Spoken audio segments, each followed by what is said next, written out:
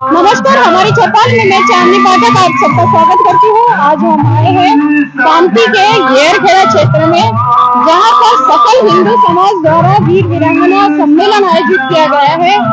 आज यहाँ पर अतिथि के रूप में आ रही है काजल हिंदुस्तानी। काजल हिंदुस्तानी को हिंदू शेरनी के रूप में भी जाना जाता है। इनको हिंदुस्तानी नाम दिया गया है और काजल हिंदुस्तानी हिंदू और हिंदुत्व की ही बात करती आई है। आज यहाँ पर घेरखेड़ा में वो क्या संबोधन करती हैं जनता से देखना है। आने वाले अभी थोड़ी देर में उनका कार्यक्रम शुरू होने वाला है, वो आने वाली है। कई बार इन्हें कट्टरवादी कहा जाता है, लेकिन काजल हिंदुस्तानी हिंदू और हिंदुत्व की बात को लेकर चलती है। हम लव जिहाद के मुद्दे को काफी उठाए इन्होंने, कई जगह पर इन्होंने लव जिहाद के मुद्दे को भी उठाया है। तो काजल हिंदुस्तानी आ चुकी हैं।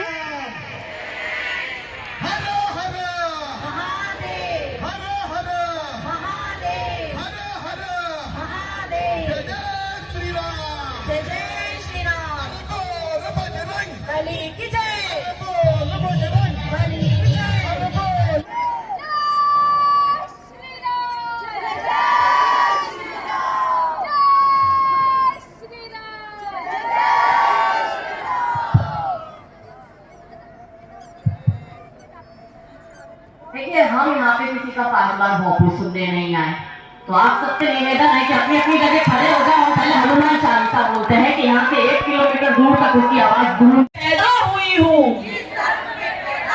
अंतिम सांस तक उसी सनातन हिंदू धर्म का पालन करते हुए निज देही का जिहादी तत्वों से बचूंगी। वह अपने समाज धर्म की अन्य बहन बेटियों को बचाने के लिए प्रयासरत रहूंगी। मैं लव जिहाद, यही षड्यंत्र चल रहा है। तो इस तरह से हमारी बहन बेटियों के दिमाग खराब करते हैं। ये कहते हैं ये स्त्रीवाद है। क्या दारू पीना स्त्रीवाद है? मेरी बहनों जवाब दो, जोर से बोलो। क्या सिगरेट फूकना स्त्रीवाद है? क्या बिना शादी किए बच्चे पैदा करना स्त्रीवाद है? क्या परिवार व्यवस्था को त्यागना स्त्रीवाद है? सच्चा स्त्रीवाद सुनना है? सच्चा स्त्रीवाद वो है जो मेरी अहिल्याबाई होलकर ने करके दिखाया है कि भारत के समस्त बड़े छोटे मंदिरों का जीर्णोद्धार अहिल्याबाई होलकर ने किया है। सच्चा स्त्रीवाद वो है जो रानी लक्ष्मीबाई ने करके दिखाया है। सच्चा स्त्रीवाद वो है जो रानी अम्बिका ने 40 वर्षों तक पुर्तगालियों से युद्ध करा और उसको अंदर आने नहीं दिया। सच्चा स्त्रीवाद वो है जो गुजरात की पाटन की नायिका देवी ने करके दिखाया कि मोहम्मद गौरी की सेना को मार के भगाया और वो 13 साल तक भारत नहीं आया। ये सच्चा स्त्रीवाद है मेरी बहनों कि हे भारत की नारी जागो, मैं तुम्हें जगाने आई हूँ और 100 धर्मों का धर्म एक बलिदान बताने आई हूँ। खप्पर वाली काली जागे जागे मुंडा बरबड़ा, रक्त बीज का रक्त छाटने वाली जागे चामुंडा, नरमुंडों की माला वाला जागे कपाली कैलाशी और रंग की चंडी घर घर नाचे। मौत कहे प्यासी प्यासी, अरे झोली लेकर मांग रही हूँ, झोली लेकर मांग रही हूँ। कोई शीश का दान दे दो, भारत का भैरव भूखा है, कोई प्राण का दान दे दो और मैं घर घर इंकलाब की आग जलाने आई हूँ। हे भारत की बेटी जागो, मैं तुम्हें जगाने आई हूँ। हे भारत की नारी जागो, मैं तुम्हें जगाने आई हूँ।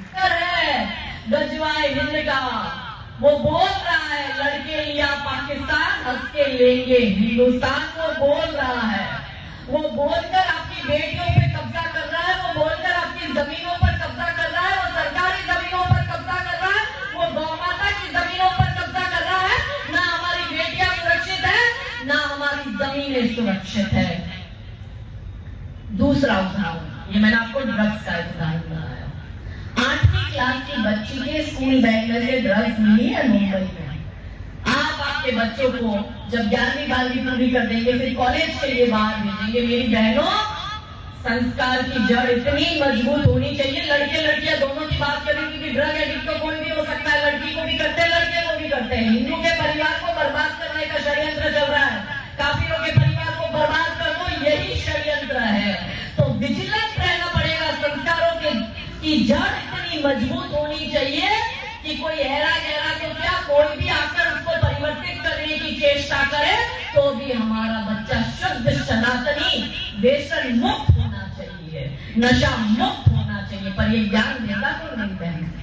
जीजाबाई की कहानियां अच्छी लगती है, चाहते तो हो कि छत्रपति शिवाजी महाराज आपकी कोख से पैदा हो, तो फिर मेरी बहनों आपको पहले जीजाबाई बनना पड़ेगा, तो ही छत्रपति शिवाजी महाराज आपकी कोख से जन्म लेंगे। उस करीना खान को और दीपिका पादुकोण को अर्धनंगी देखोगे तो कोख से जोकर और तैमूर और जहांगीर भी पैदा होंगे। तय आपको करना है कि आपको क्या बनना है। समस्या है तो समाधान भी है, समस्या से भागना कभी समाधान नहीं हो सकता। दूसरा, डर का माहौल खड़ा करके। कैसे डर का माहौल खड़ा करके?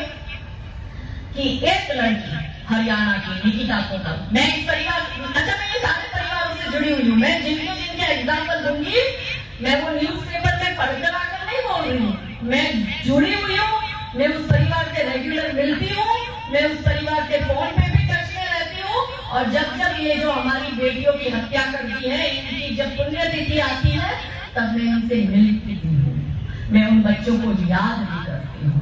तो निकिता तोमर हरियाणा की, पढ़ाई में अव्वल, माता पिता का गौरव, शुद्ध सनातनी, वहां के रसूखदार का लड़का तौफीक, उसकी नजर निकिता पे पड़ती है। रसूखदार परिवार का, नेहरू खानदान के टाइम से उसके खानदान के रिश्ते चले आ रहे, उसके बाप दादा पहले नेहरू के टाइम पे MP MLA रहे, फिर इंदिरा के टाइम, इंदिरा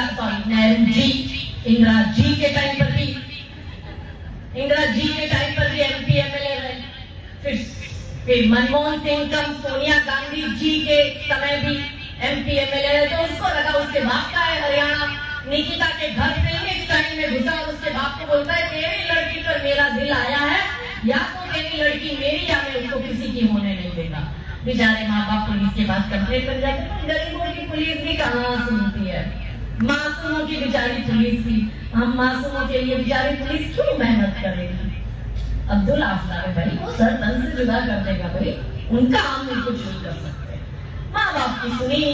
जिस दिन वो लड़की 18 साल की हुई, अग्रवाल कॉलेज के बाहर से एग्जाम देकर जब वो कॉलेज से बाहर निकलती है, CCTV फुटेज है, घर जाके यूट्यूब पे टाइप करना निकिता तोमर फरीदाबाद या फिर निकिता तोमर हरियाणा, CCTV फुटेज देखेगा कि कैसे दिल्ली स्टाइल में वो तौफीक आके अपनी 4 व्हीलर गाड़ी रोकता है, वो कॉलेज के बाहर निकलती है, उससे सर पर गन रखता और कहता है गाड़ी में आ वरना मैं तुझे मार दूंगा। पर हम हिंदुओं का गौरव, निकिता तोमर उसको जवाब देती है कि मुझे मरना स्वीकार है पर जिहादी तेरे साथ आना स्वीकार नहीं है।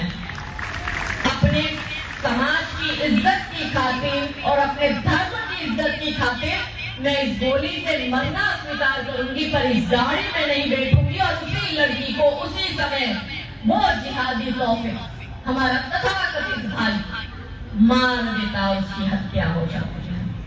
ये एक लड़की को मारते हैं, परिवार बर्बाद हो जाता है। करीब से देखा है निकिता के परिवार की हालत, माँ डिप्रेशन में चली गई, पिता प्राइवेट नौकरी करते थे, नौकरी छूट गई क्योंकि नौकरी करेगा तो कोर्ट कचहरी के धक्के कौन खाएगा। भाई बेचारा पढ़ रहा था, भाई की पढ़ाई छूट गई, पूरा परिवार खत्म हो जाता है। ये एक को मारते हैं। यदि हिंदू समाज में संगठन होता, यदि हिंदी समाज ईंट का जवाब पत्थर से देना जानता, यदि हिंदी समाज प्रतिकार करना जानता, तो कोई निकिता तोमर, कोई श्रद्धा इस तरह से नहीं मारी जाती। तो ये है डर का माहौल, वही मुगल काल। तीसरा, सोशल मीडिया के माध्यम से लव जिहाद। अब्दुल जो है वो अजय नाम की आईडी बना के बैठा है, ये तथाकथित सो कॉल्ड माइनॉरिटी। पहले तो ये दिमाग से निकाल दो, अल्पसंख्यक है ये कोई अल्पसंख्यक नहीं है। ये 20% से ज्यादा इस देश में हो गए और यूनाइटेड नेशन भी कहती है कि 5% से ऊपर वाले अल्पसंख्यक की कैटेगरी में नहीं आते हैं। ये कोई अल्पसंख्यक नहीं है। और वैसे भी भारत में 9 राज्यों में हिंदू खुद अल्पसंख्यक हो गया है, तो डिसाइड कौन करेगा कि अल्पसंख्यक कौन है। कश्मीर में ये बहुसंख्यक है, मगर फिर भी अल्पसंख्यक के सारे बेनिफिट ये कश्मीर में ले रहे हैं। डिसाइड कौन करेगा अल्पसंख्यक कौन है, बहुसंख्यक कौन है। ये हिंदू समाज गांधारी की तरह आंख पर पट्टी बांध कर बैठा है, अपने अधिकारों के लिए बोल नहीं रहा। इसलिए आजादी के समय से जो गए थे, जो मौलाना आजाद तय कर गया था वही सारा चल रहा है। क्या सही मायनों में आजाद हुए? फिर दोहराते हुए नहीं हुए। आज भी हिंदू बर्बाद हो रहा है, मानसिक गुलामी तो आज भी है। तो सोशल मीडिया पर ये सो कॉल्ड माइनॉरिटी मेजॉरिटी में 95% लड़के इंस्टाग्राम पर अब्दुल आफ्ताबी है, जो रियल आईडी बनाकर या फेक आईडी बनाकर हमारी बहन बेटियों को फंसा रहे हैं। और पिछले 3 वर्ष में मैंने 3,500 से ज्यादा बेटियां सिर्फ और सिर्फ इंस्टाग्राम से रेस्क्यू की है, जिसमें 95% बेटियों की उम्र क्या थी? 13 और 14 वर्ष की। ये चिंता का विषय है। आपको लगता है आपके घर में 13 और 14 साल की बच्ची है, वो किसी अब्दुल आफ्ताब के चक्कर में नहीं है, ऐसा आपको लगता है। पर मेरी बहनों, थोड़ा ध्यान देना। रील्स बनाने से टाइम मिल जाए या एकता कपूर की सीरियल देखने से टाइम मिले तो अपनी बेटियों पर थोड़ा ध्यान देना। मैं ये नहीं कहती उनकी जासूसी करो, करनी भी नहीं चाहिए, मगर आपकी बेटियों के साथ आपके रिश्ते इतने मजबूत होने चाहिए कि हमारी बेटी कहाँ गलत जगह नहीं फंस रही, वो तो हम कह सकते हैं। हम किसी को प्यार करने से रोक नहीं सकते, रोकना भी नहीं चाहिए। 13-14 साल की ऐसी उम्र होती है कि हार्मोन्स चेंज होते हैं, विपरीत व्यक्ति के प्रति आकर्षण होता है। हम उसे प्यार करने से रोक नहीं सकते, मगर प्रेमी कैसा होना चाहिए ये तो हम बोल सकते हैं। ये तो बेटी को दिखा सकते हैं कि बेटी को पहले अपने माँ पिता को दे और उस अब्दुल के घर जाके उसके माँ पिता को दे। तुम पहले अपने अड़ोस पड़ोस और रिश्तेदारों को देख और उसके बाद मोहल्ले में जाके उसके अड़ोस पड़ोस और रिश्तेदारों को देख। तू अपने घर में अपने कपड़ों के ढेर को देख और वहां तू जाके देखेगी तो खाली तुझे काला कपड़ा ही दिखेगा।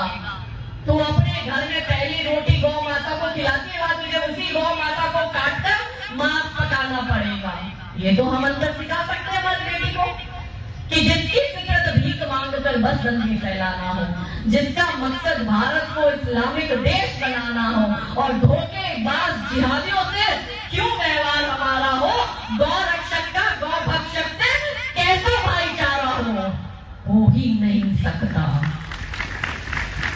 ये संभव ही नहीं है। तो ये जो आप चूरन चाट के बैठे हो या जो घुट्टी भांग की पिला दी गई है भाईचारे वाली, ये निकाल दो, क्योंकि आपके तथाकथित भाइयों को गजवाए हिंद करना है, उसको भारत को इस्लामिक देश बनाना है, उसके ही षड्यंत्र चल रहे हैं। आपकी ही पूना की 14 वर्ष की लड़की इंस्टाग्राम पर किसी अब्दुल से मिलती है, उससे दोस्ती करती है। अब्दुल की उम्र 35 वर्ष की होती है, पर हमारी 14 वर्ष की लड़की को वो अपनी उम्र 16 वर्ष बताता है, उससे दोस्ती करता है, फिर पूना रेलवे स्टेशन पर उसको मिलने बुलाता है।